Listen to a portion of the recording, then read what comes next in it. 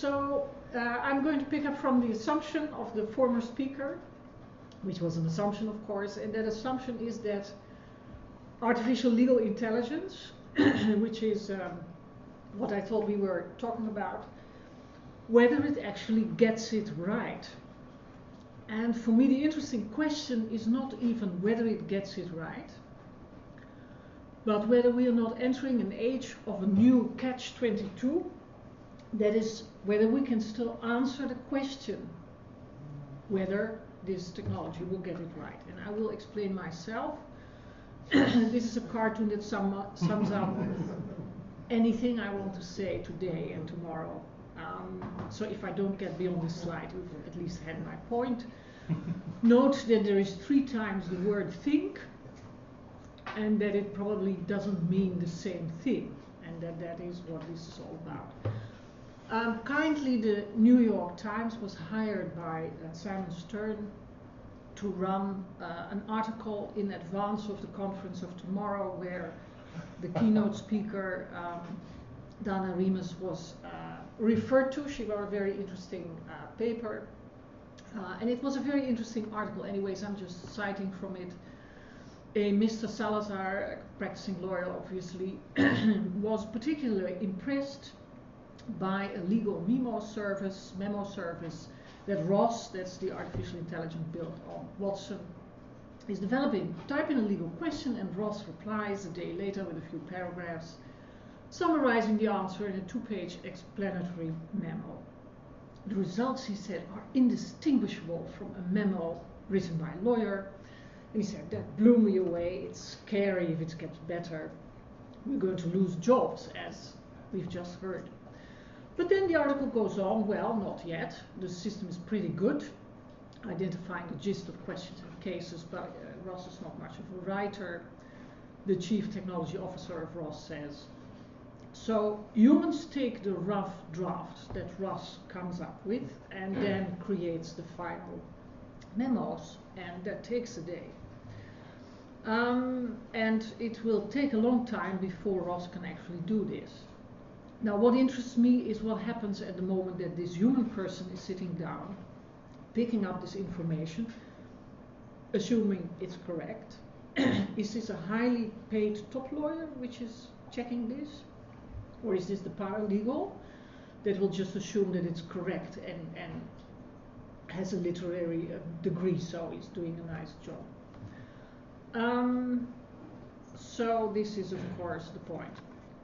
I want to give some very quick examples of machine learning, because that's what we're talking about. I'm going to give one example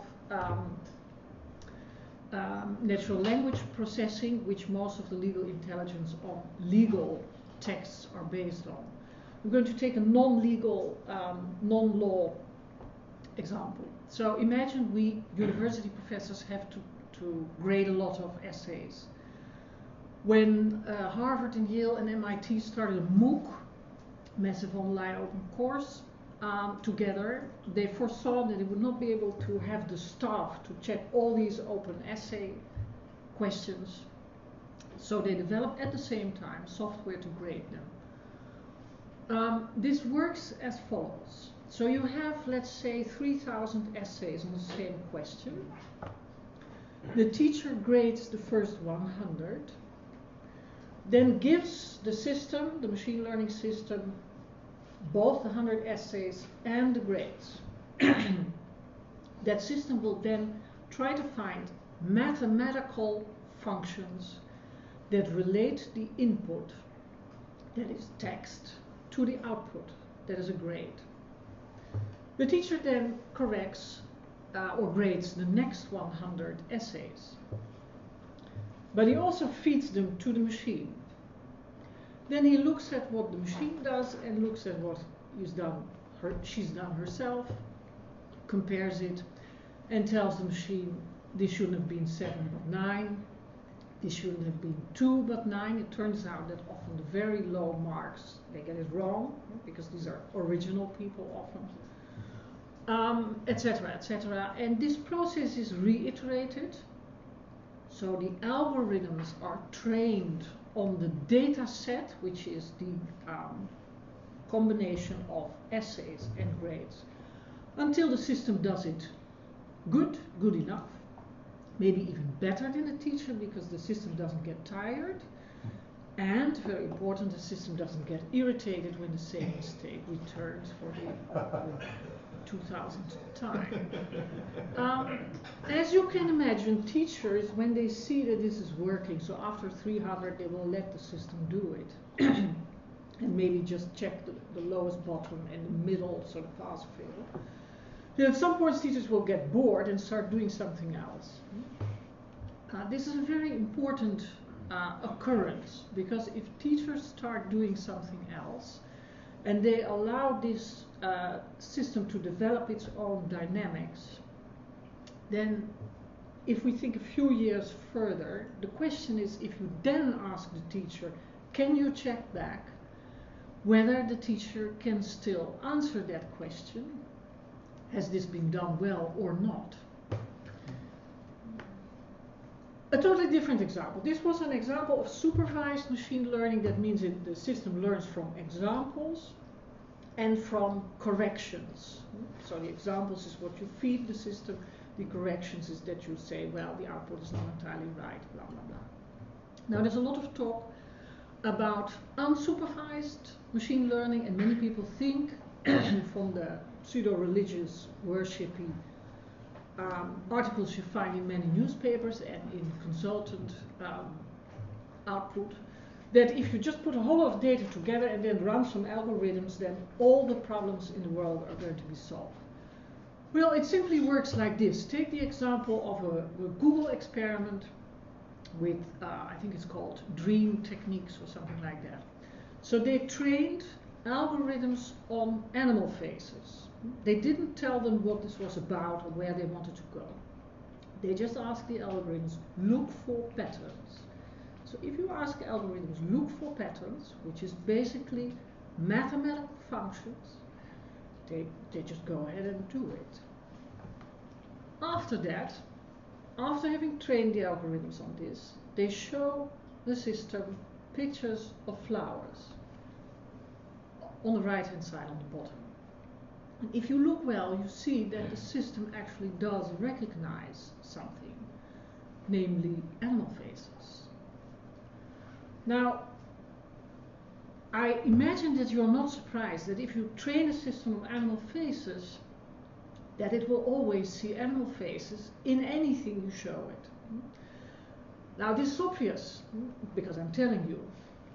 But when we're looking at very, very complex systems with very complex data sets that you have to gather and curate, this is not always obvious that you have worked on a data set that is going to train your algorithms in a certain way. Now, let's quickly go into a brief discussion of an article written by, I think, 3 computer scientists and 1 lawyer, if I see well, where they claimed to be predicting the judicial decisions of the European Court of Human Rights. And they actually said in their abstract, I highlighted it, that these predictions showed that it is the facts of the case that predict the outcome and not the relevant law. And I found that a very interesting conclusion. This is also what is being briefed everywhere in newspapers. Let's have a little bit of a closer look. Now, I work in the Department of Computer Science. My colleagues are data scientists, and the first thing you see when people begin to write is that they make a whole lot of assumptions, and after that they do their work. And in the beginning, when I was working there, I would say, yeah, but those assumptions are obviously false. And then he said, yes. So I said, yeah, but then that means your output is false. And he said, yeah, so what? But if we don't assume this, we can't do the maths. And for a lawyer, that's a very strange way of arguing. But for a computer scientist who's a mathematician, that doesn't matter. You're training algorithms, you can learn from that, and you can, at a later point, look at the assumptions. The point is that the consultants who are selling this stuff, also to lawyers now, are of course not going to expound on their assumptions. This is data scientists who wrote this article, so they do clarify their assumption. The first assumption is that they worked, so the training set on which the algorithms were trained was text extracted from published judgments, and that means the assumption is that that stands as a crude proxy for applications lodged with the court. It's an assumption that is of course not valid, as well as for briefs submitted by parties in pending cases. Now, why do they do that? Well, obviously because this is low-hanging fruit. This is what you can get your hands on. It's as simple as that, nothing more complicated. Now, another point which they explain and stress, which I think is extremely important. As a lawyer, you know that when a judgment is written and you describe the fact of the case, which you will do after you have made your decision, you are going to massage the facts in a way that confirm your decision. And of course you can make up facts, you're going to be checked for that. But it's not that it's the actual facts as they are given are in the judgment. Also, case held inadmissible beforehand are struck out. They're not reported because they are not part of that database.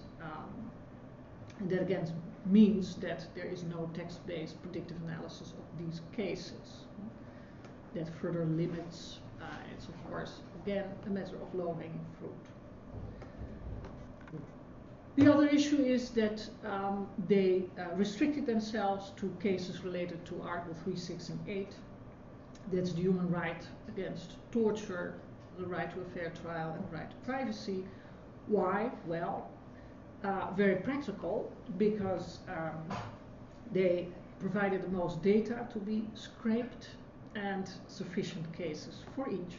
Of course, we know, anybody who knows the case law of the court, that it's always a question how you're going to frame this case, and it's always going to be on the cusp, and often lawyers will do that in a clever way and come up with 2 or 3 different violations.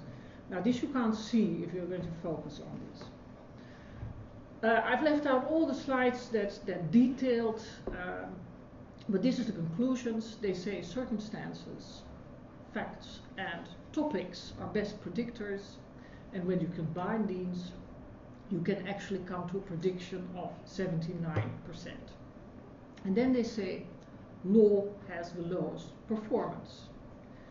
Now you have to keep in mind that in case of inadmissibility, also after the cases go to the court itself can decide to inadmissibility, and in that case there is no law section, so that influences the statistics. They discuss in their article that and whether facts are more important than law, and they then draw the conclusion, which is again low-hanging fruit, I would say, that this is now evidence. I think the term is used, that legal realism, an important theoretical perspective on law, turns out to be realistic. I believe this is simply nonsense for 2 reasons, as indicated by the authors themselves. They're scientists, they're not consultants. The facts formulated by the court may have been tuned to the outcome, and because of the fact that the inadmissibility judgment don't have a law section that further influences the situation. Now, does this mean that I'm saying that we should not engage machine learning as lawyers? No, I think there's an enormous amount of possibilities to employ these technologies to achieve better law.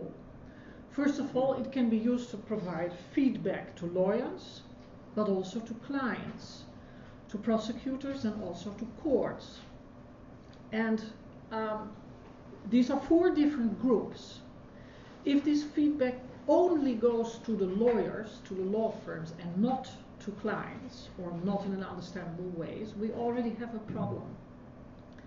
If the same software is used by prosecutors and courts, we have a problem with the trias politica. Next, you could use this technology to start sensitivity analysis. So you could start you could start playing with the facts,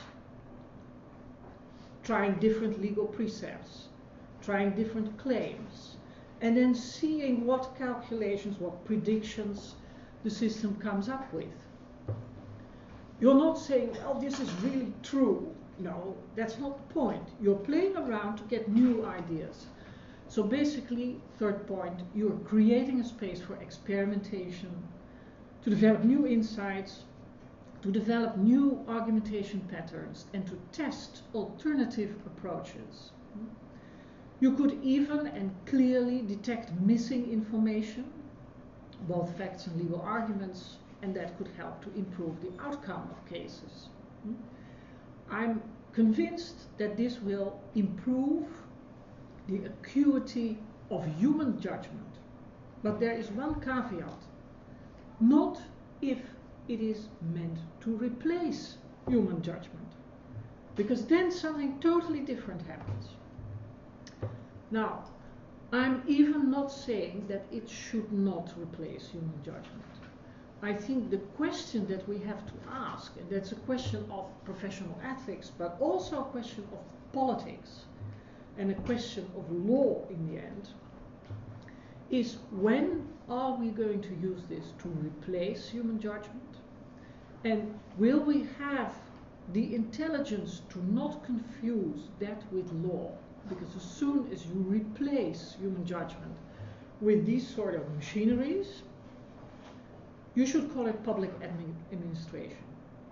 If courts or public prosecutors or legislators or administration employ this, it's public administration, it's not law. And it should be under the rule of law. So you must build in all sorts of capabilities of contestation. Then I come back to the question that I started with. For me, the most critical thing is, how do we make sure that human experts, lawyers, are capable of testing, checking, evaluating, assessing what these machines are actually doing? There are a whole lot of political questions hidden, very interesting political questions, hidden in the core of the machine learning stuff. What data have you trained on? Is it accurate? Is it precise? Is it complete? How did you develop your hypothesis space? That is, what types of mathematical formulas have you started on? Did you train the same algorithms on a different data set? And then ask the question, hey, where come the different outcomes? Did you train different algorithms on the same data set? And again raise the question, hey, where come the different outcomes? This sort of transparency implies testability. And if we do not have testability, we do not have contestability. And for me, contestability is the heart of the rule of law.